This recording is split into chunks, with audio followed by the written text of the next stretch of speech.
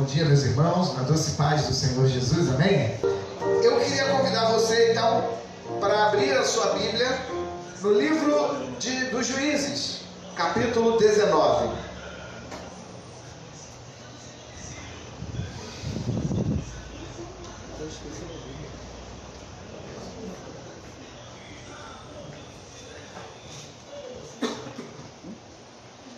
Juízes 19. O textozinho obscuro, difícil, texto terrível. Quem achou, diga amém? Alguém está na misericórdia aí?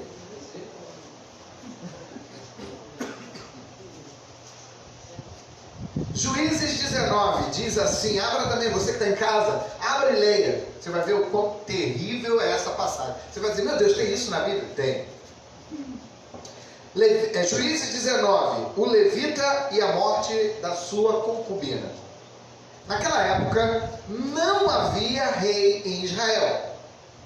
Aconteceu que um levita vivia nos montes de Efraim, numa região afastada. Tomou para si uma concubina, que era de Belém, de Judá. Mas ela lhe foi infiel, deixou-o e voltou para a casa do seu pai, em Belém, de Judá. 4 meses depois, seu marido foi convencê-la a voltar. Ele tinha levado o seu servo e 2 jumentos. A mulher o levou para dentro da casa do seu pai, e quando seu pai o viu, alegrou-se. O sogro dele o convenceu a ficar ali, e ele permaneceu com eles 3 dias, todos comendo, bebendo e dormindo ali. No 4º dia, eles se levantaram cedo e o levita se preparou para partir. Mas o pai da moça disse ao genro, coma alguma coisa e depois vocês poderão partir. Os dois se apresentaram para comer e beber juntos, mas o pai da moça disse, eu lhe peço, fique esta noite e que se alegre. E quando o homem se levantou para partir, seu sogro convenceu a ficar ainda aquela noite. Na manhã do 5º dia, quando ele se preparou para partir, o pai da moça disse, vamos comer. Espere até a tarde. E os dois comeram juntos. Então, quando o homem, sua concubina e seu servo levantaram-se para partir, o pai da moça disse outra vez, veja, o dia já está quase acabando, é quase noite, passe a noite aqui, fique e alegre-se. Amanhã de madrugada vocês poderão levantar-se e ir para casa. Não desejando ficar outra noite, o homem partiu rumo a Jebus, isto é, Jerusalém, com 2 jumentos selados e com sua concubina. Quando estavam perto de Jebus e já se findava o dia, o servo disse a seu senhor, venha, vamos parar nessa cidade dos jebuseus e passar a noite aqui. O seu senhor respondeu, não vamos entrar numa cidade estrangeira, cujo povo não é israelita. Iremos para Gibeá. E acrescentou, antes, vamos tentar chegar a Gibeá ou a Ramá e passar a noite num desses lugares. Então prosseguiram, e o sol se pôs quando se aproximavam de Gibeá, de Benjamim. Ali entraram para passar a noite. Foram sentar-se na praça da cidade, e ninguém os convidou para passarem a noite em sua casa. Naquela noite, um homem idoso, procedente dos montes de Efraim, e que estava morando em Gibeá, os homens do lugar eram benjamitas, tá? Voltava do seu trabalho no campo, quando viu um viajante na praça da cidade. O homem idoso perguntou, para onde você está indo? De onde vem? Ele respondeu, estamos de viagem, indo de Belém de Judá para a região afastada, nos montes de Efraim, onde moro. Fui a Belém de Judá e agora estou indo ao santuário do Senhor. Mas aqui ninguém me recebeu em casa. Temos palha e forragem para os nossos jumentos, e para nós mesmos, que somos seus servos. Temos pão e vinho para mim e para a sua serva, e para o jovem que está conosco. Não temos falta de nada. Você é bem-vindo em minha casa, disse o homem idoso. Vou atendê-lo no que precisar. Não passe a noite na praça. E os levou para sua casa e os alimentou, e alimentou os jumentos. Depois de lavarem os pés, comeram e beberam alguma coisa. Quando estavam entretidos, alguns vadios da cidade cercaram a casa.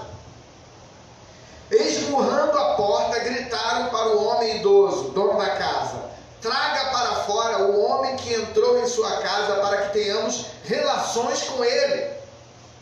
O dono da casa saiu e lhe disse: não sejam tão perversos, meus amigos.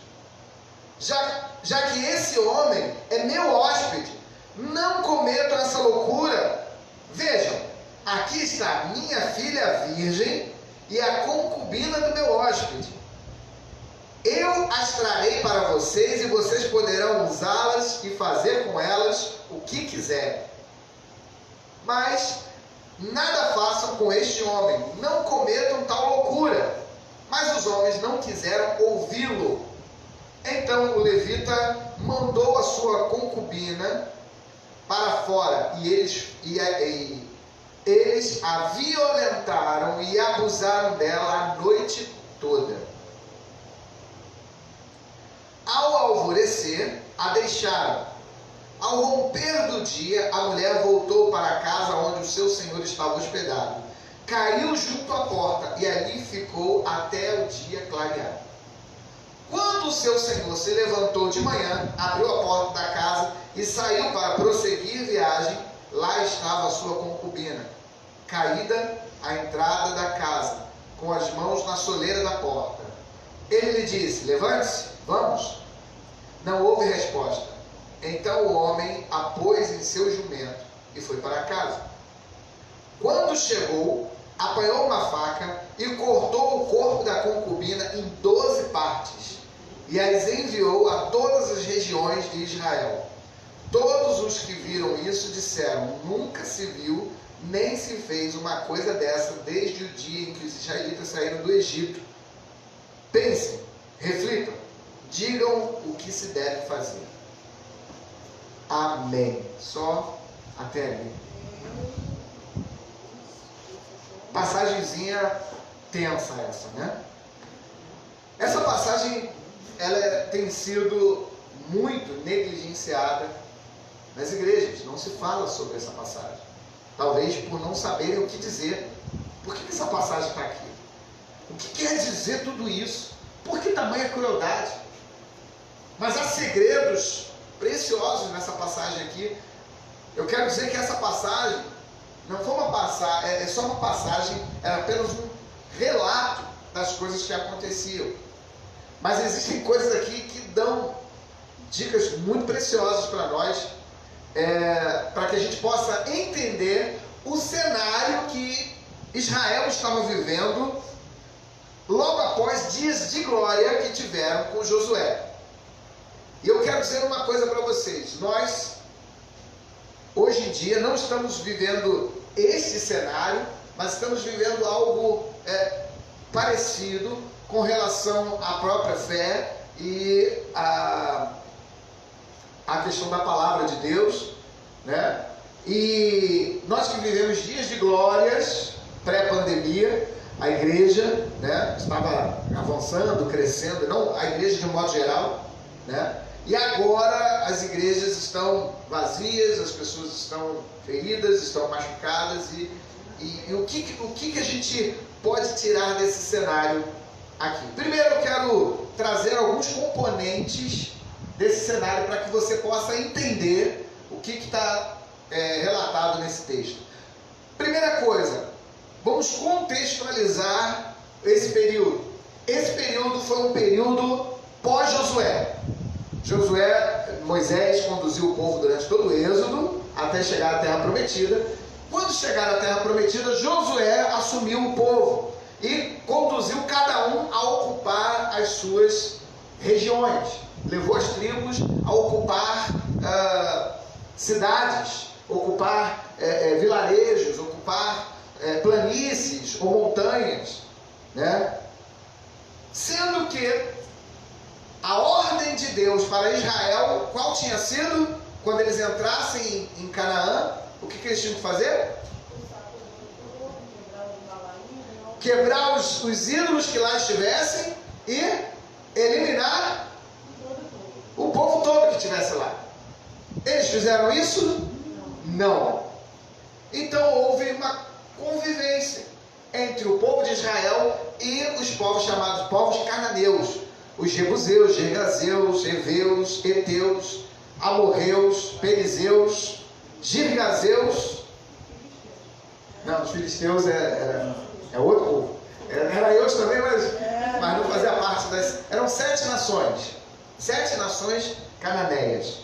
E essas 7 nações, então, começaram a inserir dentro da cultura israelita tradições errôneas, coisas erradas, né? Eles começaram a inserir. E, diga-se de passagem, essas regiões foram as mesmas regiões que anos atrás, numa cidade chamada Sodoma e outra cidade chamada Gomorra, eram cidades vizinhas, você lembra disso? Sodoma e Gomorra, cidades que estavam completamente pervertidas. E aconteceu algo parecido com isso aqui. Só que foram os anjos que foram avisar Ló que ele tinha que sair, e os homens cercaram a casa e pediram a Ló: manda esses homens que estão aí na sua casa para fora que nós vamos abusar deles. E Ló fez a mesma coisa. Ou seja, aqui a gente já pega um outro princípio. Os homens daquela época, naquela região, eram semi-selvagens. O mundo naquela época é um mundo selvagem. O texto que nós lemos, qual é a primeira frase do texto que nós lemos? Primeira frase do texto que nós lemos. Não havia rei de Israel. O que significa isso? Aqui já começa a explicar o que está acontecendo. Não havia rei de Israel. Cada um fazia o que queria. Anarquia total. Não havia governo, não havia comando, não havia, quer dizer, a lei até havia, mas não havia quem fizesse cumprir a lei. Os sacerdotes estavam distantes do povo, né? Os sacerdotes estavam distantes do povo. Então cada um fazia, não, eu faço o que eu quero, do jeito que eu quero, como eu quero fazer. Então não havia lei, não havia ordem, não havia comando. Então as coisas estavam um pandemônio. Esse era o cenário que nós encontramos. Então os homens eram verdadeiros animais, eram selvagens, faziam o que achavam, o que queriam. E havia algumas tradições, algumas culturas. E uma das tradições era que, se você recebesse uma pessoa na sua casa, essa pessoa era considerada a pessoa mais importante da sua vida. A partir do momento que você recebeu, a hospitalidade dizia que o anfitrião tinha que proteger a todo custo a vida do seu hóspede. Se morresse na sua casa, a responsabilidade era sua. Então o anfitrião tinha que defender a todo custo. Primeiro com os seus bens, né, oferecer dinheiro, oferecer um bem ou alguma coisa, um animal. Como a cultura da época desfavoreceu as mulheres, até mesmo as mulheres eram menos importantes do que os hóspedes. As mulheres as suas mulheres ou as mulheres que estivessem na casa. Porque você vê que ele ofereceu a filha dele e a concubina do outro. Ele falou: você pode levar, aqui eu tenho uma filha virgem, E tem a concubina do meu hóspede aqui, você pode levar, faça o que quiser com elas, mas não faça nada com ele. Por quê? Porque ele seria responsabilizado pela família ou pela região do hóspede. Ele seria responsabilizado, né? Processado, teria que pagar com a vida, com os bens, com tudo.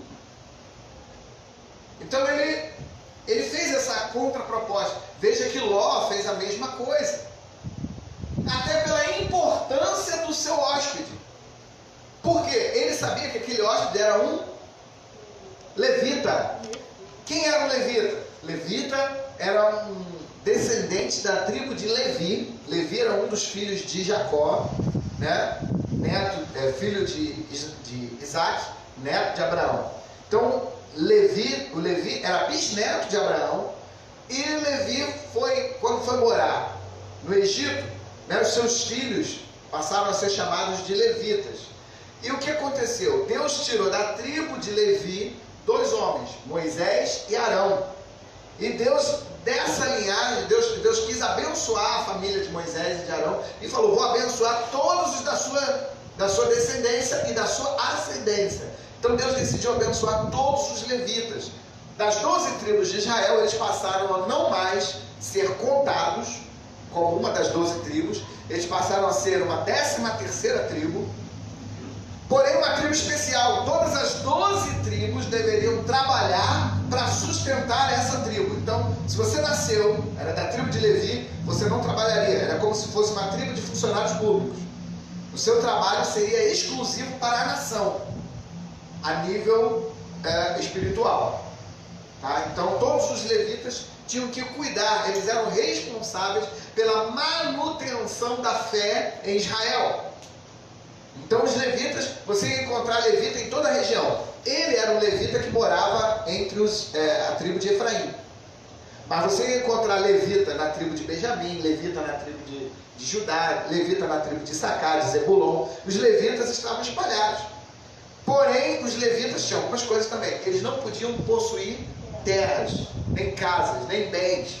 Eles, apesar de serem sustentados pelo outro, eles não podiam ter propriedades.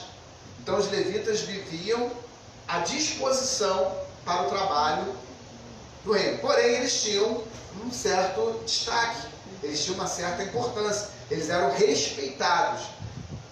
E além da tribo toda receber essa bênção, ainda havia os descendentes de Arão, que eram chamados para ser sacerdotes. Então você tinha os levitas e você tinha, dentro da tribo de Levi, os descendentes de Arão eram os sacerdotes. Então ele era muito importante. Ele falou: se acontece isso com um levita na minha casa, vai ser uma destruição.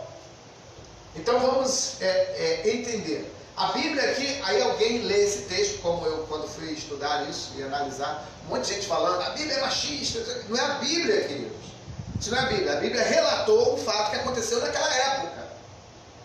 Aquela região era uma região onde menosprezavam as mulheres, onde as mulheres não tinham voz, não tinham valor. Pelo contrário, o valor não era nem sentimental, era valor como moeda de troca. A mulher era considerada um objeto, né? A mulher era considerada um objeto. Então, quanto mais filhas um homem tinha, mais rico ele poderia se tornar, né? E se ele fosse rico, que aí ele tinha a possibilidade de barganhar, de negociar. Se ele fosse pobre, não, ele aceitaria o que desse para ele, né, em troca da filha dele. E era o caso de muitas, como o texto diz, que ela era concubina. O que era concubina? A concubina geralmente era uma moça pobre que era amparada por alguém.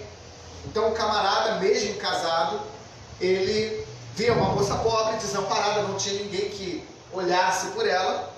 A mulher desamparada, a mulher ou pobre demais, ou sem pai, sem um irmão, sem alguém que pudesse olhar por ela, essa mulher tinha 2 caminhos: ou ela virava concubina, ou ela virava prostituta cultual. Por que cultual? Porque a prostituição era muito ligada à religião naquela época. Então toda prostituta era espiritualmente uma sacerdotisa. Toda prostituta era uma sacerdotisa, com poderes mágicos para hipnotizar. Não era bem poder mágico, né? A gente sabe que não. Mas enfim, era isso. Então a gente encontra esse cenário. A gente encontra uma concubina, que provavelmente era uma mulher de família pobre. Seu pai não tinha muitos recursos, então o que ele teve que fazer? Negociou a filha por qualquer preço. Não tinha condições de negociar a filha para ser primeira esposa, então negociou a filha sendo concubina mesmo, tá bom? Então vai. E a concubina na casa não era desprezada. A concubina na casa ela tinha os mesmos direitos que a primeira esposa, porém devia respeito e submissão à primeira esposa. Então a primeira esposa mandava, desmandava, humilhava, pisava, espizinhava, massacrava as concubinas, mas as concubinas eram honradas pelo marido. Se o marido comprasse por exemplo, um tecido, né, para a esposa, para fazer um vestido, ele também tinha que comprar um tecido para a concubina. Se o marido passasse uma noite com a esposa, ele também deveria passar uma noite com a concubina. Mas isso não era uma prática, né? Uma coisa é dever fazer, outra coisa é fazer. Até porque o sistema era patriarcal. Cada homem, cada chefe de família estabelecia quais eram as leis da sua casa. Então ele dizia, na minha casa é assim. E acabou. Quem vai contestar? Ele era o senhor, ele era o dono da casa. Enfim, o texto diz que a concubina foi infiel. Infiel, a Bíblia não esclarece muito bem aqui. Ela poderia ter traído ele, né, adulterado, ou foi infiel só em ter ido embora. Porque se nós vamos continuar lendo o texto aqui, nós vamos observar algumas coisas desse levita. Provavelmente esse levita era um homem muito grosso, muito duro, muito rígido, um homem bruto. Um homem bruto. Não aceitava conselhos. Não aceitava conselhos. Era um homem que fazia o que ele achava que era bom. E ela, por sua vez, provavelmente, as duas, o texto não diz, foi infiel a ele. Ou ela pode ter se deitado com alguém, mas a Bíblia não coloca. Diz que adulterou contra ele. Diz que adulterou? A minha versão diz que adulterou infiel. Na verdade, o texto não... Porque, na verdade, a infidelidade, só de uma mulher desobedecer o marido, ela já estava sendo infiel. Então, mas o original hebraico não fala que ela teria se deitado com outro homem. Diz apenas que ela foi infiel. Até porque se ela tivesse se deitado com outro homem, a pena era de morte. E do jeito que ele era duro, provavelmente ele a mataria. Então a infidelidade dela, que possivelmente foi apenas ela ter ido embora. Ela saiu da casa dele e voltou para a casa do pai. Por quê? Porque ele era extremamente grosso, extremamente violento, extremamente agressivo, talvez por medo, ela tenha ido embora. Foi embora para a casa do pai. E ele esperou ela voltar. Turrão, duro. Não foi lá pedir desculpa, não. 4 meses se passaram. Ele deixou passar 4 meses. Depois de 4 meses ele... Vamos lá buscar. E ele partiu e foi em busca da mulher. Chegou lá, diz o texto que ela encontrou com ele, levou ele para a casa do pai dela. E diz o texto que o sogro muito se alegrou em vê-lo. Mostra aí 2 coisas. Possivelmente o sogro tinha um bom relacionamento com ele. Ou o sogro... O sogro gostou de vê-lo porque ia sobrar alguma coisa.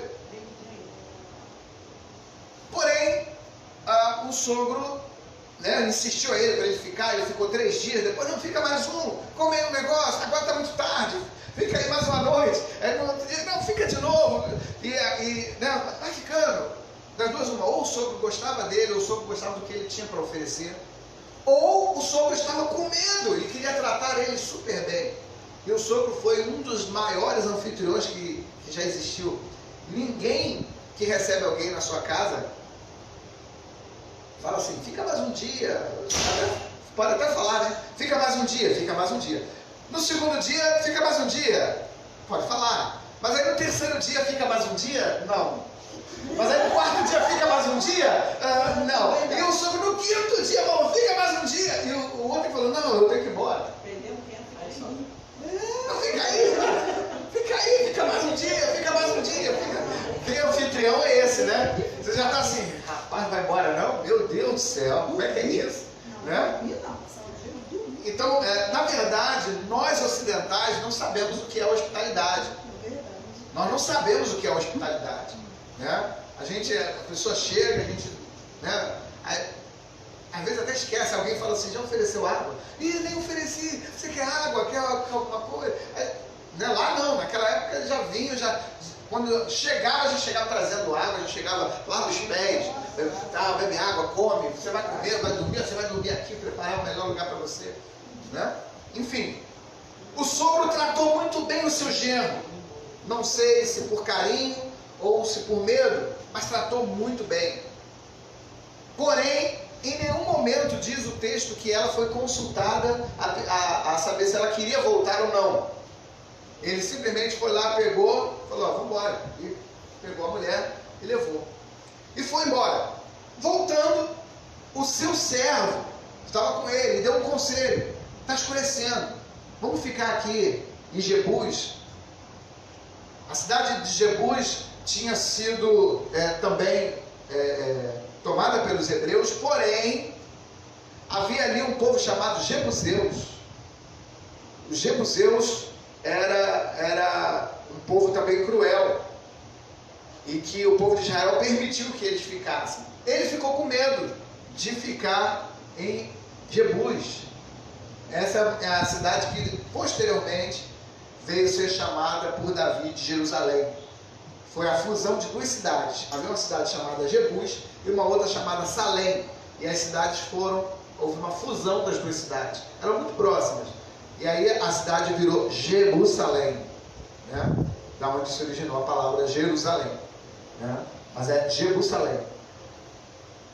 E não, vamos mais para frente, vamos para Gibeá, porque lá em Gibeá eles são israelitas.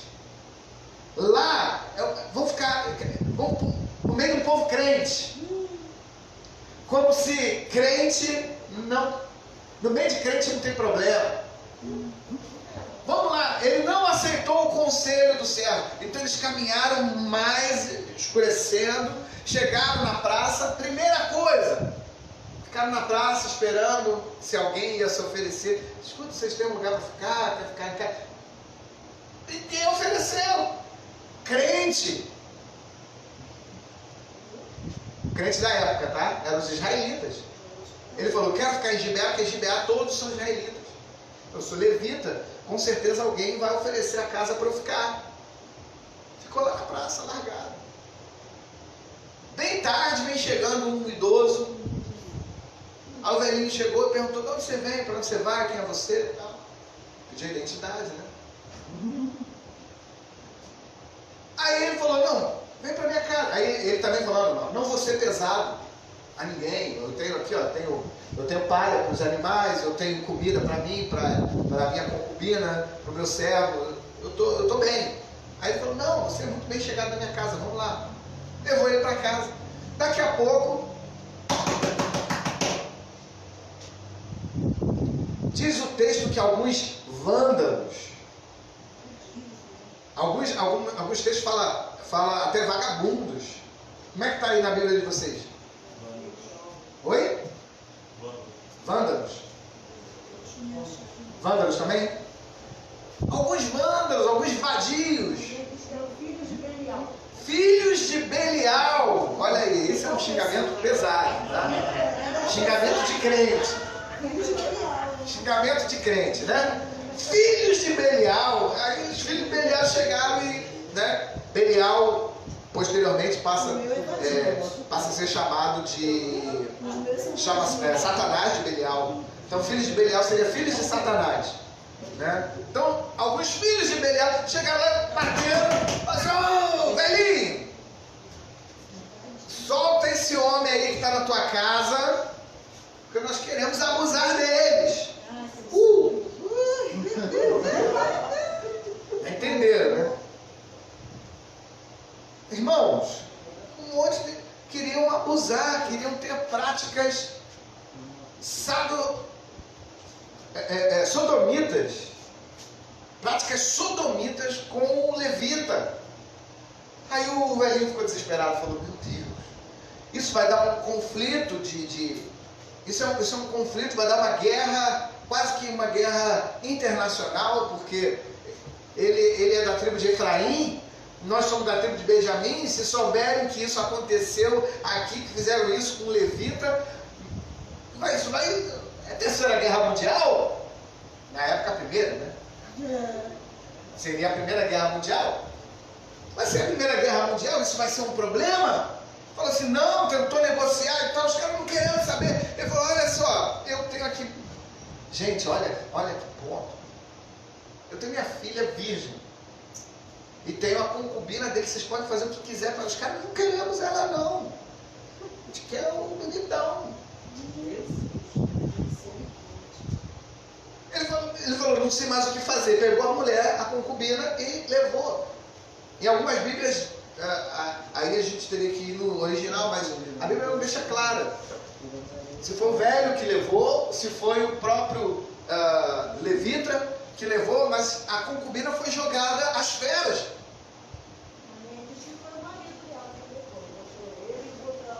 Botou ela para fora. E a menina sofreu a noite toda todo tipo de abuso e de espancamento. A noite toda.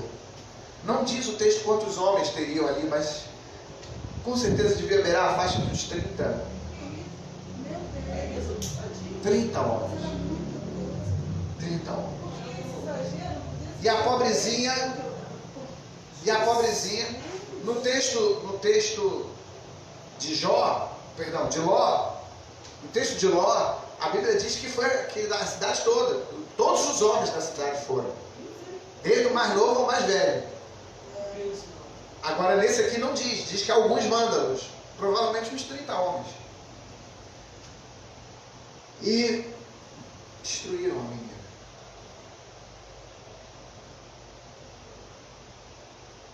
E aquele homem foi dormir.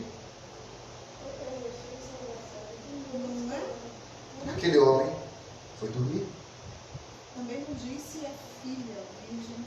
Não, só ela. Só botou ela, né? Só levita, né? Moral, conclusão, aquela menina, depois de uma noite inteira, o dia começa a raiar, os homens largam ela para lá, toda machucada, toda ferida.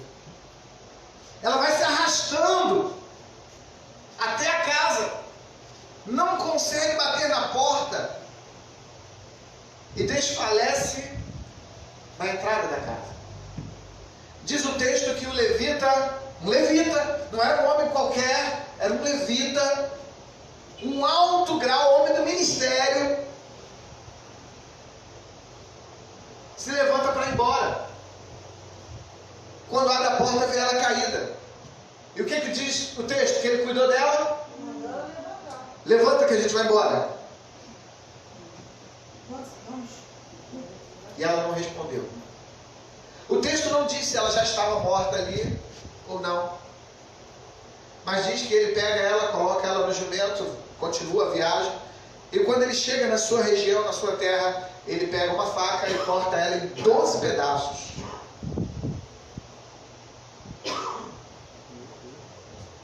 E manda um pedaço para cada tribo de Israel, para provocar a revolta entre todos.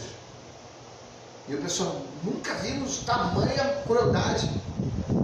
Falou: foram os benjamitas que fizeram. Se você ler o próximo capítulo, você vai ver que houve uma guerra. Todas as tribos se voltaram contra os benjamitas. E a tribo de Benjamim ainda venceu 2 guerras, 2 batalhas, mas na terceira batalha eles foram praticamente dizimados. Quase que a tribo foi aniquilada. E depois eles tiveram uma outra ideia para repovoar a tribo de Benjamim, mas aí é uma outra história. Por quê? Porque cada um fazia o que queria. Israel lutando contra o próprio Israel. Eles pediram que houvesse extradição dos homens que fizeram aquilo. Os benjamitas não extraditaram. Então toda a tribo pagou pelo que eles fizeram.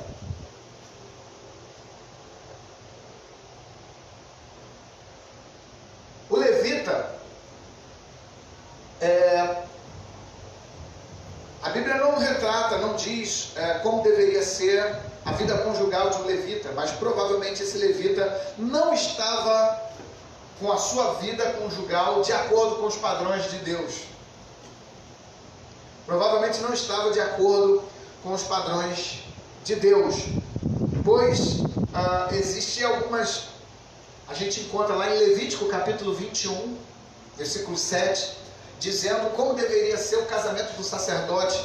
Um sacerdote não poderia casar com uma viúva, nem poderia casar com uma divorciada, nem poderia casar com uma mulher que não era mais virgem, e nem uma prostituta. Eram os 4 tipos de mulheres que ele não poderia se casar. Ele só poderia se casar com uma virgem, e que fosse também da tribo. Essa era a orientação dos sacerdotes. Então os sacerdotes tinham muita coisa que eles não podiam fazer. E os levitas, com certeza, não tinham permissão para ter concubina. Então esse levita, como um homem comum, ele poderia ter. Mas como levita, acredito que estava fora daquilo que Deus havia projetado para ele. Um homem duro, um homem cruel, um homem mau. Cargo eclesiástico, posição eclesiástica não determina quem você é. Nesse período pós-pandemia, mais do que ninguém nós precisamos entender isso. Não adianta uma pessoa só dizer que ele é pastor, não adianta uma pessoa dizer que é presbítero, que é evangelista, que é bispo, que é apóstolo, que é profeta, que é semideus. Nós vimos isso durante a pandemia. Nós vimos isso, estamos vendo casos de pastores que morreram, que foram assassinados, não se sabe, aí já foi preso o próprio filho, não se sabe se a esposa, também pastora, se é mandante, se não é, mas a gente está vendo a confusão. Alguém fala assim, meu Deus, isso no meio evangélico, querido, isso desde muito tempo. Pastor, mas por que tem essa passagem tão cruel, tão triste, tão horrenda na Bíblia? É só para mostrar que a mulher não tem valor? Não, justamente o contrário. Justamente o contrário. Deus está mostrando aqui a degradação moral do ser humano sem um governo, sem um comando. Mas quando Cristo é o nosso Rei, aleluia. Ele é o nosso rei, ele é o nosso exemplo. Por quê? Porque ele não jogou a sua esposa para ser sacrificada, mas a si mesmo se entregou por ela. Jesus tomou a atitude exatamente o oposto do levita. Enquanto o levita joga sua esposa aos leões, Jesus fala, não, eu protejo ela. E no caso de Jesus, a esposa tinha culpa. Nós, igreja, nós tivemos culpa, nós pecamos. E destituídos estávamos. Mas ele chegou e falou, eu vou pagar. Eu vou tomar o lugar dela. Jesus estava ensinando aos maridos como deveriam proceder, proteger as suas esposas a todo custo. Maridos, protejam sua esposa a todo custo. Aquele homem não sabia o que era amor. Aquele homem não sabia o que era entrega. Aquele homem não sabia o que era companheirismo, cumplicidade, estar junto. Aparentemente parecia que ele foi buscá-la 4 meses depois porque ela lhe era especial. Poxa, ele levou 4 meses, mas ele foi buscar, ele amava muito. Não, é porque ela custou dinheiro para ele.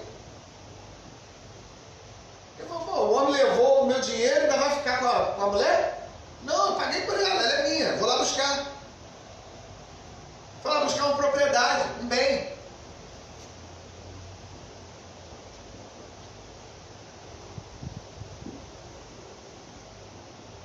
E isso mostra muita coisa. Isso mostra muita coisa. Isso mostra que nós precisamos tirar do nosso meio, da nossa mentalidade, ideologias machistas. Não pregando aqui um discurso feminista, mas pregando um discurso feminino. Porque feminista é diferente de feminino. Mas pregando um discurso feminino, da valorização da mulher, da importância da mulher, do preço, não monetário, mas o preço, a estima, o valor que a mulher tem. E infelizmente, quando a gente vê muitos casos onde as mulheres são condenadas, até hoje, as mulheres são condenadas, pastores que têm casos com as mulheres e se omitem, dizendo que não, foi ela que me seduziu.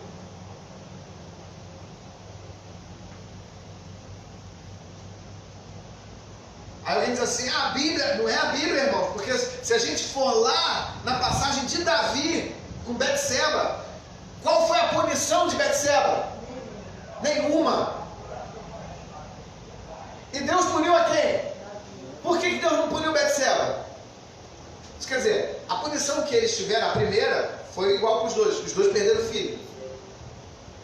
Os dois perderam o filho. Mas foi só isso. Pelo contrário, Deus ainda abençoou ela de uma maneira extraordinária, dando a ela o filho que seria o rei. E como é que a Bíblia é machista? E como é que a Bíblia é contra as mulheres? Não. Aqui justamente, esse texto está aqui para mostrar a degradação moral do homem. O homem sem Deus, irmãos, fica assim machista. Machista no sentido de ver a mulher apenas como objeto. De na primeira oportunidade entre eu e ela, pô, vai ela.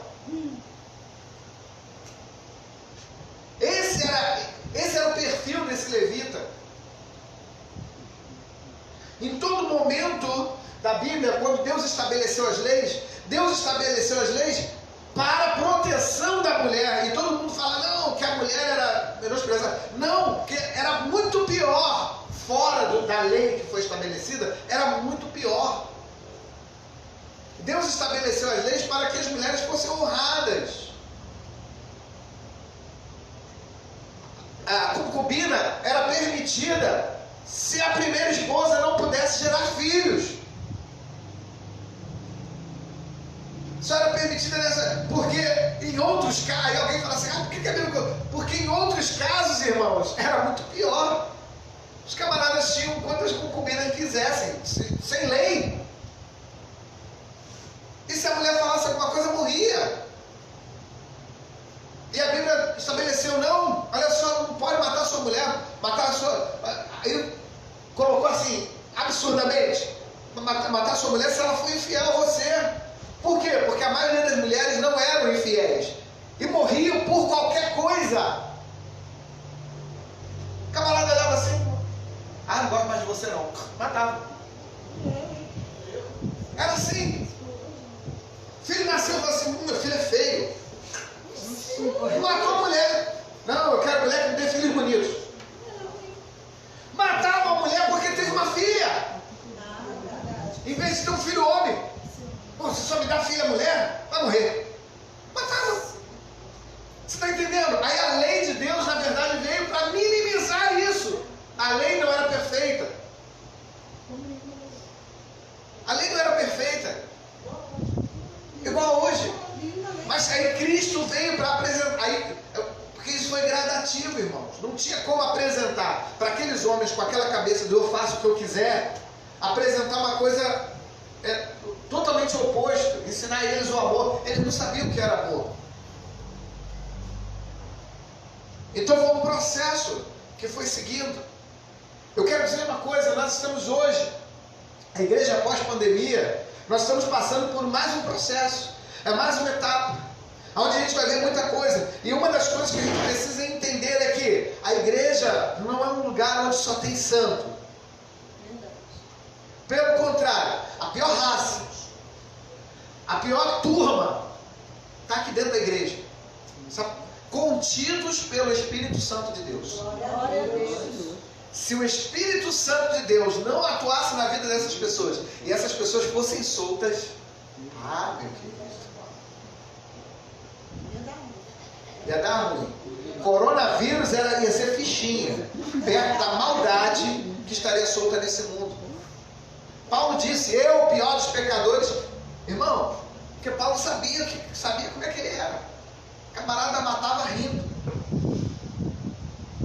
E aí depois ele reconhece, ele fala assim: eu sou o pior dos pecadores. E não é demagogia não, ele falou isso com sinceridade. Com sinceridade. E todos nós precisamos entender isso. Que nós não somos os bonzinhos, somos os tais. Nós somos capazes de coisas que nós nem imaginamos. E esse texto aqui veio mostrar a capacidade. Por que o levita teve facilidade de pegar? Às vezes, meu Deus, ele esquartejou a mulher. Como é que ele teve capacidade de fazer isso? Irmãos, ele fazia isso sempre. O levita, não como seres humanos, mas ele já tinha o hábito de cortar os animais para colocar nos sacrifícios. Então ele é tipo um açougueiro. O açougueiro já sabe até onde na junta aqui que tem que soltar para poder, né, tirar um braço, tirar uma perna sem, com menos esforço. Enfia o facão. Se você mora com açougueiro, cuidado. Estou brincando, açougueiros de todo o Brasil, Deus abençoe vocês. Mas que sabe fazer, sabe. E, irmãos, quando alguém está com ódio no coração, porque ele estava com ódio no coração, bom, ele perdeu a concubina, que custou um dinheiro para ele. Ele falou: levei 4 meses para vir buscar a mulher, agora a mulher morre? Por causa desses caras? Quer nem saber. A vingança, as pessoas não pensam. Então ele não pensou. Ele não deu, ela não teve o direito nem de um sepultamento digno. Ela não teve direito nem a um sepultamento. Ele com ódio, com raiva, ele foi lá e esquartejou, tirou e falou: agora eu vou mandar para todo Israel. Para quê? Para todo mundo. Ele provocou uma guerra. Tudo por causa de quê? Porque ele não ouviu o conselho. Eu não vou ouvir o conselho do meu servo. Do sogro e do outro. Não vai não, já está ficando tarde. Se você esperar no outro dia, você faz um trajeto rápido e você chega logo lá na sua casa. Aí, não, vou sair agora. Saiu no meio da noite. Era perigoso. Você está entendendo, irmãos, a gravidade do cenário? Tudo porque era um homem bruto, um homem que não ouvia conselhos, um homem que não se submetia, um homem que achava que podia tudo, um homem rude, um homem mau. Às vezes as atitudes de nós fazermos as coisas sem buscar conselho, sem buscar orientação, sem consultar a Deus. Ele podia pelo menos ter consultado a Deus. Ouviu uma outra palavra? Eu vou consultar a Deus. Senhor, eu devo ficar aqui em Jebus ou devo seguir até Gibeá? E Deus falaria com ele. Pergunte ao Senhor. Você vai na farmácia: Senhor, qual farmácia eu devo ir? Nessa aqui ou naquela ali? Senhor, qual mercado? Eu devo ir no mercado hoje? De repente há um acidente esperando por você e Deus te dá o livramento. Não vai hoje não, meu filho. Não vai hoje não, minha filha. Você está entendendo? Devo ou não fazer? Como eu devo fazer? Uma pequena atitude. Ele falou: não vou esperar, eu vou seguir. E ele seguiu. Outra pequena atitude: não vamos ficar nessa cidade aqui não. Até a justificativa que ele deu: aqui os homens são cruéis, vamos para a cidade onde a maioria é israelita. Israelita, mas tudo deturpado, todo mundo já estava, os caras já estavam, tudo desviado, desviados dentro da igreja. E aí causou não só a morte da mulher, mas causou a destruição de toda uma tribo, causou guerra entre irmãos, causou problemas. Por falta de sabedoria. Por que isso está na Bíblia, pastor? Está na Bíblia para nos trazer esclarecimento, para nós entendermos. Porque se a Bíblia tivesse só as coisas bonitas, as pessoas nunca... não é só isso. O ser humano não é só isso aí que a Bíblia diz de coisa bonita, não. A realidade é muito outra. Aí a Bíblia mostra a realidade aqui. A Bíblia botou isso aqui, Deus mandou botar isso aqui, para a gente poder ter ideia. Quando a Bíblia fala assim, não havia rei em Israel, é porque o negócio estava bravo mesmo. Tem uma outra passagem que a Bíblia fala assim, não havia profecias, as profecias eram escassas, o negócio estava bravo. Às vezes o texto não consegue refletir o tamanho da gravidade que estava. Nos dias de Noé, o povo era cruel, casavam-se e davam-se em casamento. Isso é um eufemismo. Casavam-se e davam-se em casamento. Aí alguém fala assim, qual é o problema de casar? Na verdade não era casar. Ali, a palavra ali, talvez a tradução, né? Não era casar, era acasalar. Então o negócio estava cruel, irmãos. Eu acredito ali que não só entre os homens, mas até as relações sexuais com os animais, porque tem um envolvimento na arca de Noé, há uma ligação muito grande entre os animais e os seres humanos. Então eu acredito que nos tempos de Noé, a prostituição, a promiscuidade estava grande, a ponto dos homens se relacionarem com os animais, já naquela época. Início do mundo. Talvez 4 não. Até Noé, acho que são 7 gerações.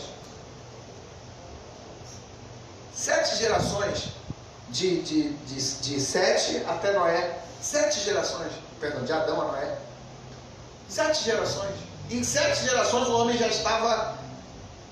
Na segunda geração o homem já estava matando um ao outro. Irmão, na segunda geração só tinha um homem na terra e uma mulher na terra. Tiveram 2 filhos. Um matou o outro, acabou. Olha só o tamanho da maldade humana. Então se você tem mais de 2 filhos, glorifica a Deus. Porque a graça já entrou na tua casa, na tua família. E um filho não matou o outro. Você está entendendo? Aí fala assim, pastor, isso é muito absurdo, um filho matar o outro. Não, no início do mundo isso aconteceu. Um irmão matou o outro. Matou. Por quê? O ciúme.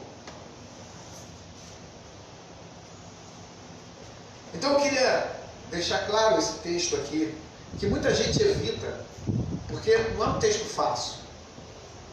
Esse aqui é um texto muito complicado, mas é um texto muito forte. Eu falei, se está na Bíblia, tem uma razão. E quando eu encontrei essa associação entre Cristo e a sua igreja, e o levita e a sua concubina, porque Deus amou o mundo de tal maneira, que deu seu filho, que Jesus se entregou. O levita não. O levita não, aqui, ó, leva ela. Entre eu e ela, morre ela.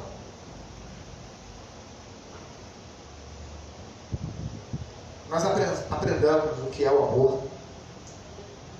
Nós aprendamos agora, nesse período pós-pandemia, a proteger, a defender a quem amamos. E que a graça do Senhor esteja sobre cada um de nós. Amém? Em nome de Jesus. Obrigado, Senhor Jesus, pela tua morte, pelo teu sacrifício em nosso lugar, por ter se entregado em meu lugar. O homem natural não entende isso e não faz isso. A perversidade humana chegou a um nível destrutivo. Mas O amor permanente do nosso Senhor Jesus Cristo nos faz vencer as barreiras e os obstáculos. E nesse período pós-pandemia, nós não queremos apenas experimentar o seu amor, mas queremos difundir o teu amor. Queremos espalhar o teu amor. Queremos vivenciar o teu amor.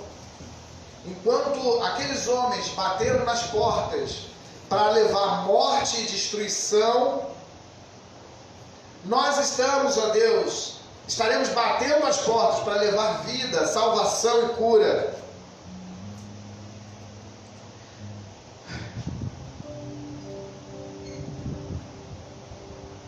Teu amor é melhor que a vida. Vivermos e desfrutarmos do teu amor é o melhor que temos. Ah, Senhor, tu tens sido tão bom conosco. Eu amo estar neste lugar. Tua glória, Senhor.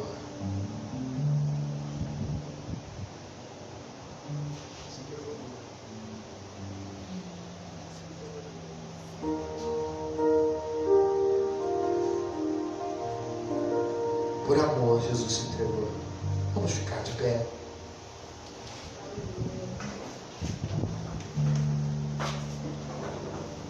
Vamos ficar de pé.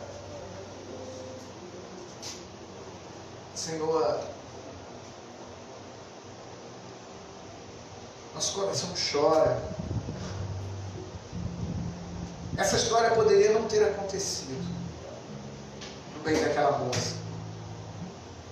Mas sabemos que a maldade humana tem feito isso ao longo dos tempos, e não só com aquela moça, mas muitas outras moças têm morrido pela mão de homens cruéis. E muitas moças têm morrido porque muitos homens têm se omitido e não têm tomado a posição que deveriam tomar. Senhor, não queremos ser homens omissos.